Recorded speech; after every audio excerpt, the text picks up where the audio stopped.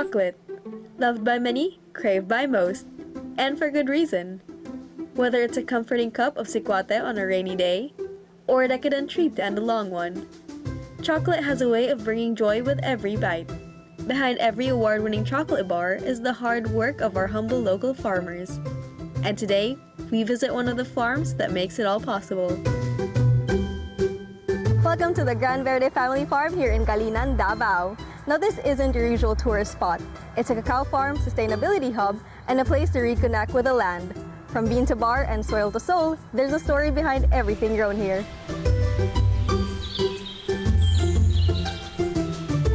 This farm is cultivated by hands that respect and nurture the land.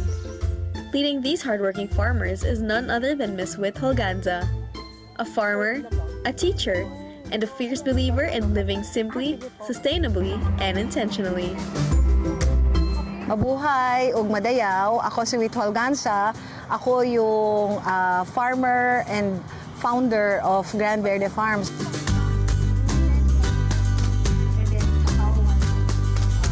Medyo mahaba-haba yung journey kasi dahil sa unang-una, itong farm was not really owned by us, the second generation farmers.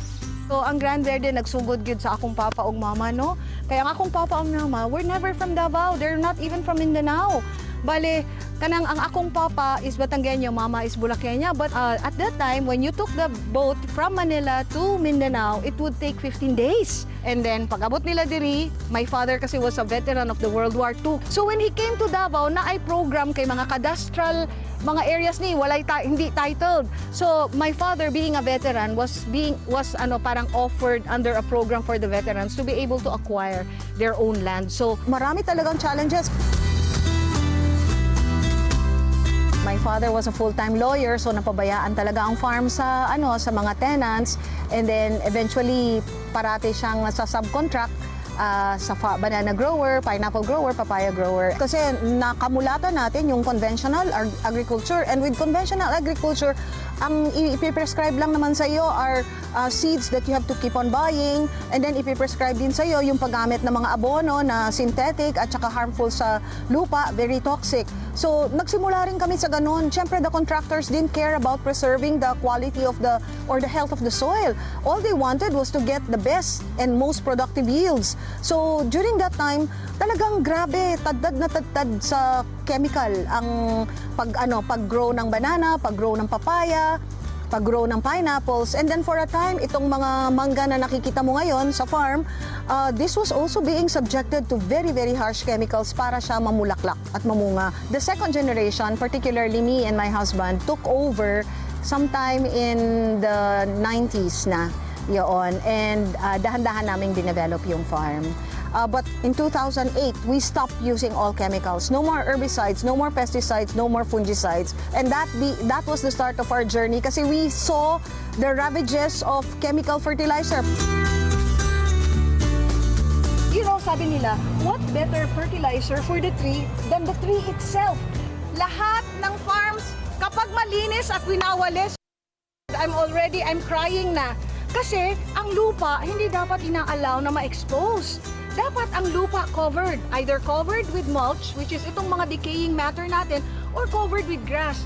Once you expose lupa to all the elements, chances are that part of the soil will die. Ikaw nga, hindi ka bigyan ng bahay at hayaan ka na nakababad sa ilalim ng araw at ng ulan, di ba magkakasakit ka? It's the same principle with soil. You need to keep the soil covered para the life underneath the soil will thrive. Under Ma'am Wit's stewardship as a second-generation farmer, Verde has blossomed from a humble family farm into a living example of how we can work with nature and not against it. It's more than just farming. It's a way of life rooted in respect for the land. But where does cacao fit into this vision? Stay with us. AgriCoolTours will be right back.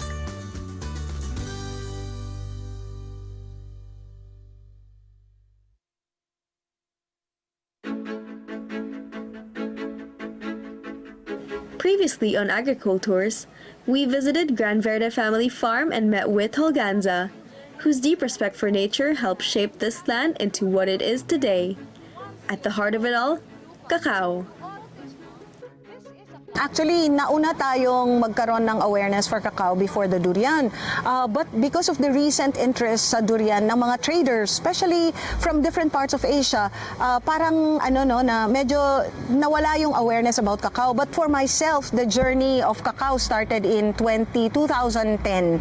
Doon kami nagsimula mag-plant ng cacao, and then basically as we were journeying that commodity market, initially ang thought din namin is ibebenta namin ang cacao to a trader.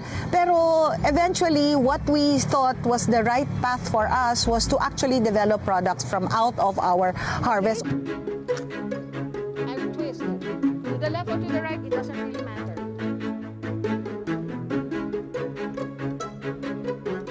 When we started harvesting in 2014, it was a Japanese trader who actually bought our beans, along with beans from different parts of Davao. This trader owned a tea company, so he was making green tea chocolate, and he was bringing back green tea chocolate to us. So can you imagine how ironic it is na dadalhin yung cacao at raw material natin sa Japan, and then ibabalik at ibibenta ulit sa atin as a finished product. So after about 3 or 4 years of selling to the Japanese, I stopped na, and then we started exploring the possibility of creating our own products.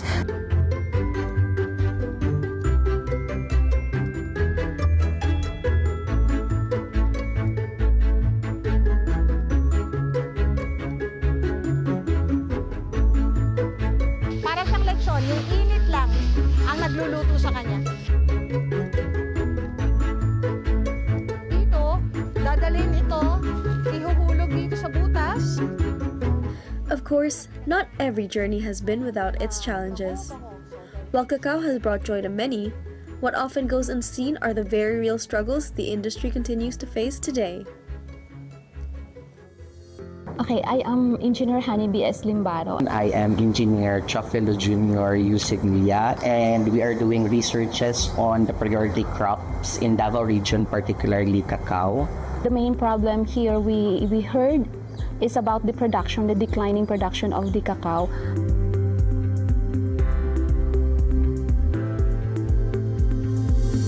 As the cacao industry faces growing challenges, from climate change to crop shortages, Verde is taking action. In partnership with engineers from the University of Southeastern Philippines, Department of Agriculture and Biosystems Engineering, the farm is studying ways to address the cacao shortage head-on. With regard to the shortage, the average supposedly is 2 kg per tree, and as we assess with the previous data of the Verde, they are behind with the average and of course with the target. In general also, we can see here from the news that there is really a rapid decline in the production, and there are a lot of factors contributing to that, so we cannot really enumerate all the factors. So ito kasi, di ba, lately maulan masyado, no? Yes. Oo, so ilang araw na, I think 3 or 4 days na talagang sa hapon uulan at malakas ang ulan sa gabi. So lower temperatures of course will not lend itself to drying faster. Nagsuslow down ang drying. Currently, we are implementing the project entitled Development of Pre- and Post-Harvest Smart Management System for Cacao Production. This is funded by the DOST PICARD, and our partner industry is the Verde. So the project involves the pre-production and post-production stages of the cacao production. The pre-harvest focuses on the management system on soil and climatic requirement for cacao, and for the post-harvest is on the post-harvest processes to improve the quality of the cacao produced.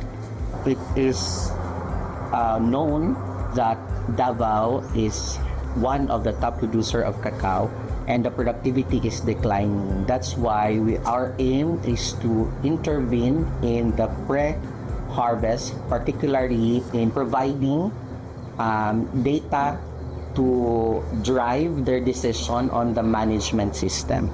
This project will have a lasting impact in terms of the data and the knowledge generated out of research, and also the technologies developed will be impacting not just Lilamaya, our private partner, but also other cacao producers where the technologies is relevant to their industry. So the three main activities actually are developing the smart management system, which that's the aim is to increase the production. The other activity is developing the management application. That's the fermentation assessment application. That could be incorporating technologies like we have to assess the fermentation using our mobile applications only, so anyone can do that, not only those who are trained. Also, the tools to be used, it's actually the farmers now have to cut the beans individually, and it's a bit laborious, so we have to use upgraded tools that could be affordable only and for easy assessing the fermentation level. Gran Verde isn't growing on its own. One of the hands helping it, and many other cacao farms across Mindanao, is the RISA project by MEDA. With support from the Government of Canada, RISA works with over 25,000 small-scale farmers to strengthen the cacao industry through knowledge sharing, equipment support, and inclusive, sustainable practices. By working closely with farms like Gran Verde, RISA helps ensure that cacao farming stays resilient, climate-smart, and community-driven.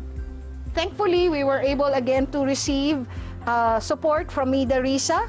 Ito yung grinder na bago. Dati-dati, ang gamit lang naming grinder, ito. So this is the grinder, parati kong hinihila to. This is the grinder na nakikita mo lang sa palengke. So coarse grind, usually nakukuha namin from here. Kaya namin hininto na kasi number one, very crude yung equipment na to at kailangan namin ibalik-balik 5 times bago kami makakuha ng ganito kapino. Samantalang sa bagong grinder, medyo pino na yung nakukuha namin, no? So I think ang edge ng Davao is they incorporate science in making sure that cacao will have its optimum quality and can compete internationally in terms of the cacao industry in general.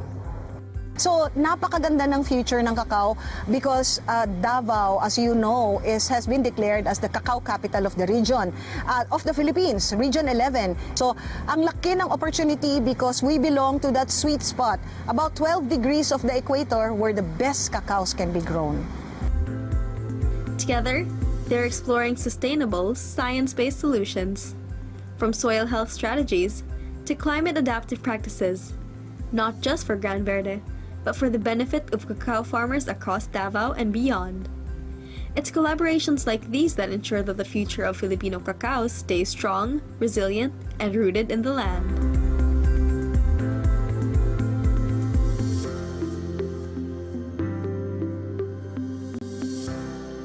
Coming up, it's time to harvest the fruits of all the labor and love the farmers have grown here at the Gran Verde. Stay tuned, AgriCoolTours will be right back.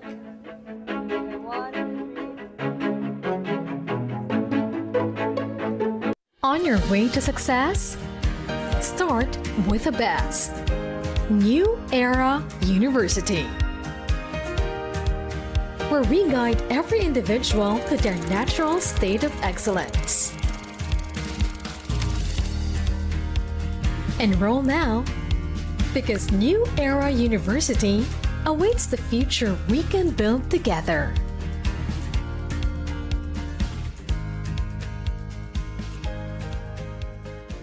Thinking of visiting Dinagat Islands? There are several ways to reach this mystical island: by air, land, or sea. To start your journey, you need to get to Surigao City. If you're coming from Manila, you can take a direct flight. Alternatively, if you're traveling from Butuan, Davao, or anywhere else in Mindanao, you can opt for a land trip by taking a bus or van. If you're coming from Cebu, there's also the option of taking a ferry to Surigao City. Once you arrive in Surigao, getting to Dinagat is straightforward. Boats depart every hour to and from Dinagat. Upon reaching Surigao City, you can take a tricycle or multicab to Pantalan 2 Boulevard, where you can board a fast craft to 7 different municipalities in Dinagat. Enjoy your trip and make sure to explore the untouched natural wonders of Dinagat Islands.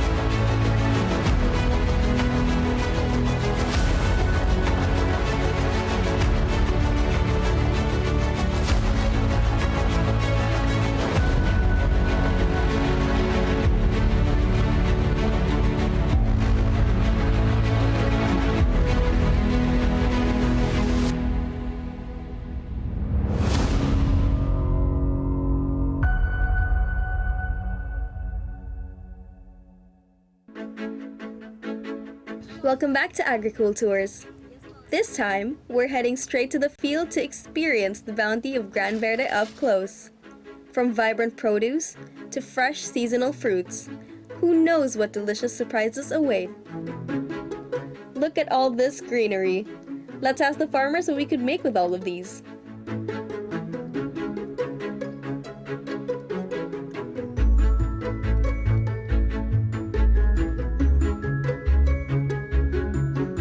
Sa mo ang pag-forage, ma'am, kay kasagaran kay salad, ma'am. A salad sounds like a great choice. Let's go foraging. So right now we are foraging here in Gran Verde. We're about to go and look for some stuff.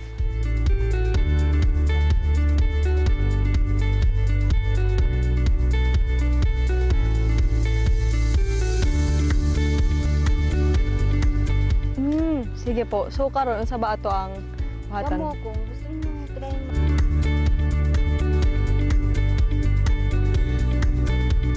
Oh my god. Hi. Sige, kani ma'am. Pwede diri banda? Dili kanina lang siya mamuhol, ma'am, para Sige. Wait lang. makuha niyo. Magani ko. Diri banda ma'am. Isa, dili lang taman, ma'am. Ay diri? Oh. Whole thing? Oo. Sige. Mut bitaw siya.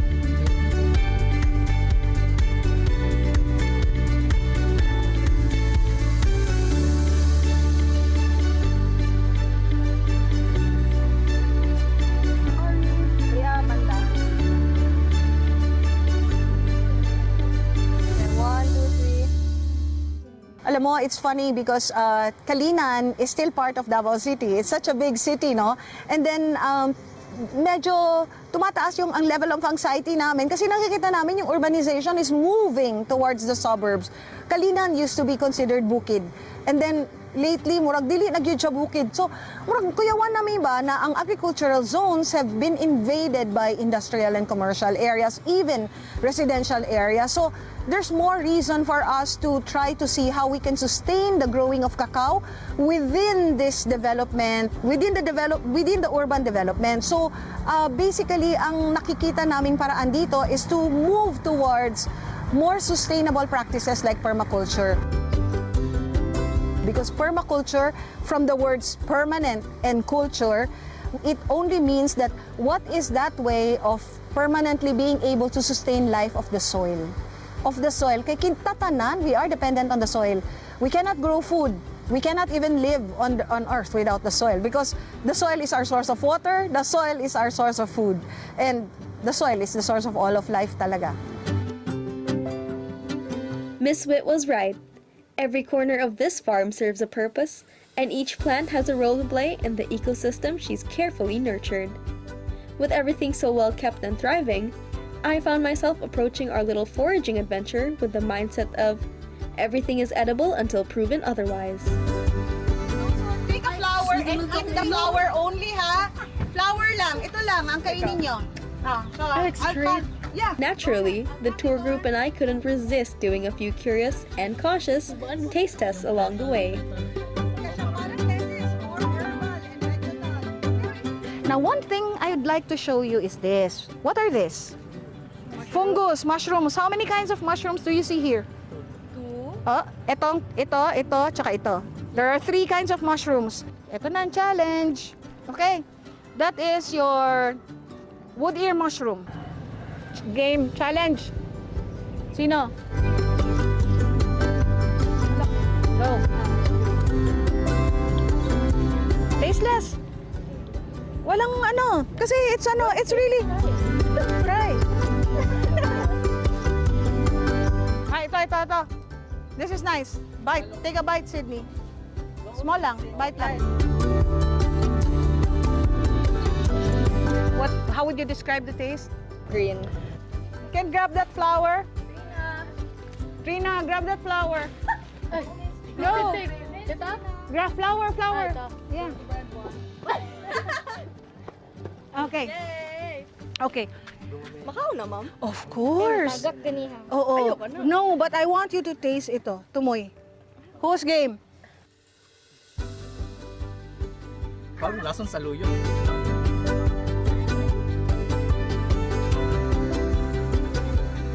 Pwede mo kailangan mo.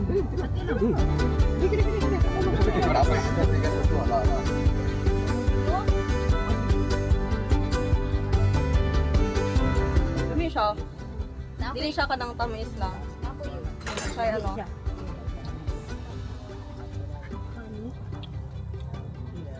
Citrusy siya gamay. I think we've gathered plenty of fresh produce for our salad. Time to head back to the kitchen and start prepping.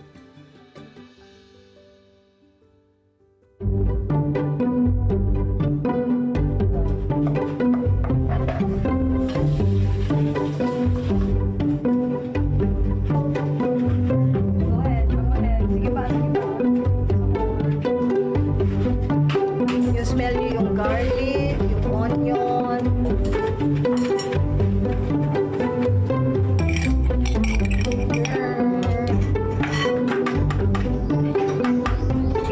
That's it. And then maybe garnish.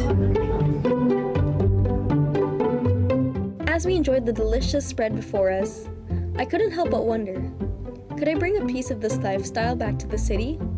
Is it possible to adopt these mindful practices in our everyday urban routines? Ang usual, I think, misinterpretation of permaculture is that permaculture is a way of farming or growing food. It's not. Permaculture is a way of life. Ang gusto natin, mabilis, available, accessible, mura. But do those things automatically mean that they're healthy and good for our lives? Hindi eh. Permaculture really is a design system. It's a critical, systematic way of designing your space, your home, your garden, your farm, so that everything is connected, and we're trying to see how we can all maximize the relationship of one thing to the others.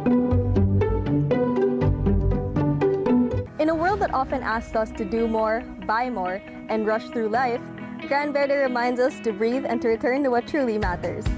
Whether it's a taste of fresh cacao or the peace that comes from walking mindfully through nature, this farm teaches us that living simply is a choice we can make wherever we are. Thanks for joining us on AgriCoolTours. Until next time!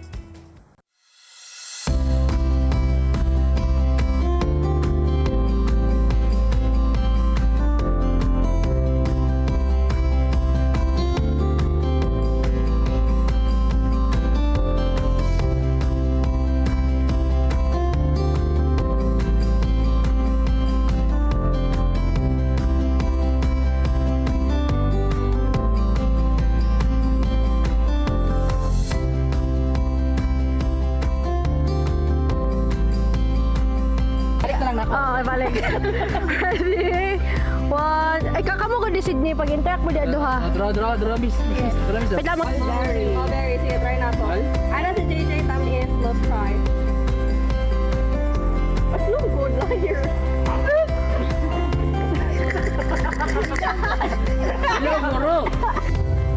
I took a different route out. I might be lost, but that's fine. Okay lang to. Okay na to. Diyan nawala ko sa tinuod lang. Uy, bito, asa man ko?